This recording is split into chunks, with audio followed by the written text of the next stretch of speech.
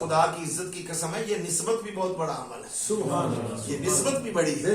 حضور کا امتی ہو جانا، یارو جس نبی کا امتی ہونے کے لیے نبی دعائیں مانگے، اور ہم نکمے کمینے گناہگار ایسے ہی اٹھا کے اللہ نے ہمارے نصیب میں حضور کا امتی ہونا لکھ دیا۔ یہ چھوٹی بات ہے، یہ چھوٹی بات ہے۔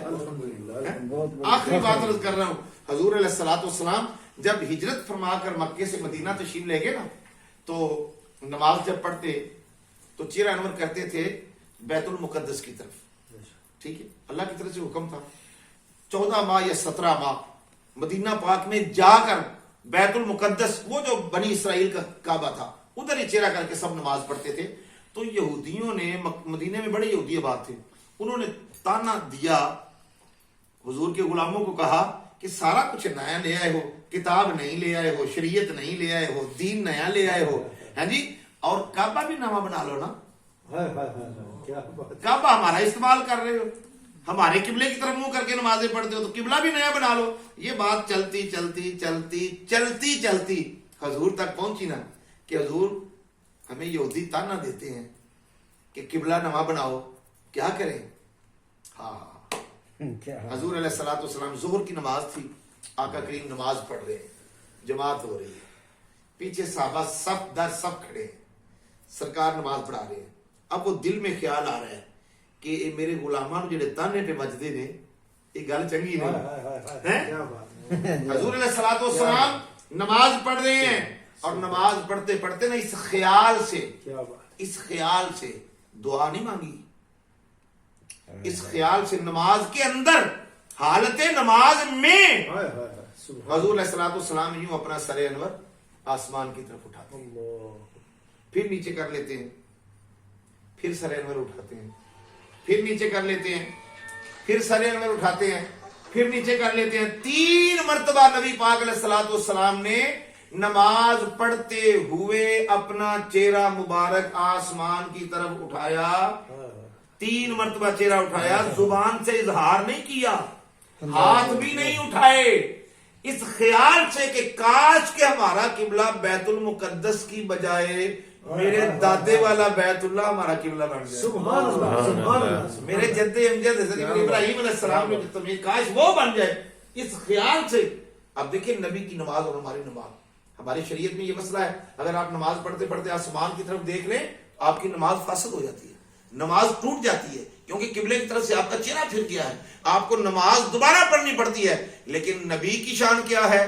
ہم چہرہ آسمان کی طرف اٹھائیں، ہماری نماز ٹوٹ جائے، اور اللہ کا نبی چہرہ اٹھائے تو قبلہ بدل جائے۔ سبحان اللہ۔ جب 3 مرتبہ چہرہ اٹھایا نا، تو اللہ پاک نے جبریل کو کہا، جبریل جی مولا، فرمایا جلدی جا، میرا پیغام لے کر جا، میرے حبیب کو نماز کے اندر ہی پیغام پہنچا۔ اب دیکھیں نماز بھی چل رہی ہے اور یہ سارے معاملات بھی نماز کے اندر ہی ہو رہے ہیں جی۔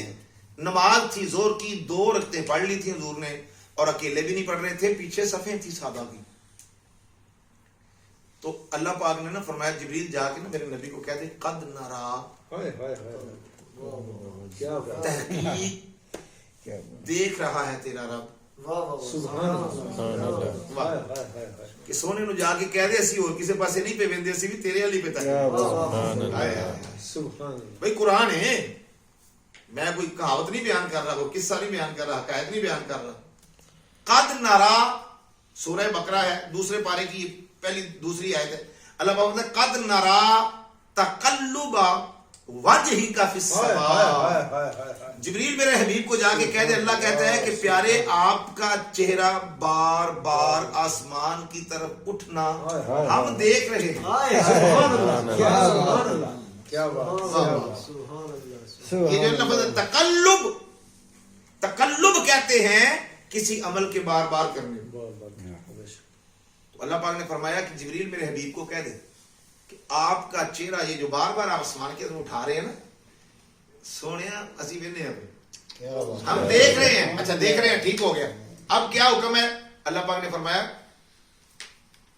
اب میرے محبوب کو کہہ دو فَلَنُوَلِّيَنَّكَ، پھیر لیجئے اپنا چہرہ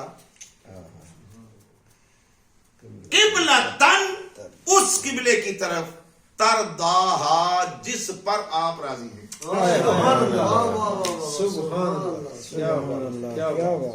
میں لفظی ترجمہ کر کے آپ کو سنا رہا ہوں. فَلَنُوَلِّيَنَّكَ بس پھیر دیں گے ہم آپ کا چہرہ, یا پھیر میں آپ اپنا چہرہ قبلتن اس قبلے کی طرف ترداہا جس پر آپ راضی ہیں,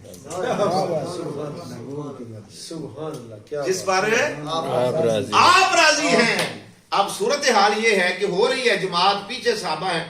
اللہ تبارک و تعالیٰ نے اپنے نبی کو, محبوب کو اتنا انتظار بھی نہیں کروایا کہ چلو 4 رکعت کی نماز ہے, زور کے فرض ہیں, ابھی ختم ہو جاتے ہیں تو پھر وہی بھیجیں گے, کہیں گے پیارے اثر ادھر منہ کر کے پڑھ لیا جائے. کیا بات ہے, کیا بات بھائی صحابہ کو بھی پتہ چل جائے گا, ان کو بتا بھی دینا تاکہ یہ بھی آپ کو فالو کر لیں, اتباع کر لیں آپ کی. اللہ نے اتنا انتظار بھی نہیں کروایا, فرمایا پیارے نہیں ہو ہی نہیں سکتا, خیال تجھے آپ آئے اور میں کہوں کہ اثر کو ادھر منہ کرنا. یہ ہے حضور کا شان محبوبیت اللہ کی نظر. تو فرمایا پیارے 2 رکعتیں ادھر پڑھی ہیں تو 2 ادھر پڑھو. اور یہ واقعہ نماز کے اندر اس لیے پیش آیا تھا, نماز کے بعد اس لیے نہیں پیش آیا تھا کہ پہلی کتابیں جو آسمانی کتابیں تھی نا, ان کتابوں کے اندر ہمارے نبی پاک کا ایک لقب لکھا ہوا تھا, امام القبلتین. پہلی کتابوں کے اندر کہ وہ جو آخری نبی ہوگا وہ امام القبلتین بھی ہوگا, وہ 2 قبلوں کا امام ہوگا. تو ہوا کیا, جیسے ہی وہی آئی, بات کو ختم کروں, آقا علیہ السلام نے اپنا چہرہ انور اسی وقت پھیر لیا. اللہ تعالیٰ آپ کو بھی لے جائے. میں بھی الحمدللہ اللہ نے سعادت عطا فرمائی ہے. مدینہ المنورہ کے اندر یہ واقعہ پیش آیا تھا, وہاں پر ہے یہ مسجد قبلتین. اور دونوں محراب, اس مسجد میں 2 محراب ہیں. ایک محراب کی سمت بیت المقدس کی طرف ہے, دوسرے محراب کی سمت بیت اللہ شریف کی, مکے والے قبلے کی طرف ہے. تو آقا علیہ السلام نے جو ہی اپنا چہرہ مبارک پھیرا نا, تو اب جو پیچھے صحابہ کھڑے تھے وہ پریشان ہو گئے. اب دیکھیں نا, امام کا چہرہ ادھر ہو گیا ہے, متنیوں کے چہرے ادھر ہیں. سارا ماحول ہی بدل گیا.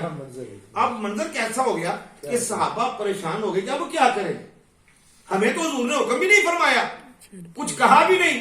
اب ہم حضور کے پیچھے پھر جائیں یا اپنے چہرے ادھر ہی رکھیں, کیا کریں.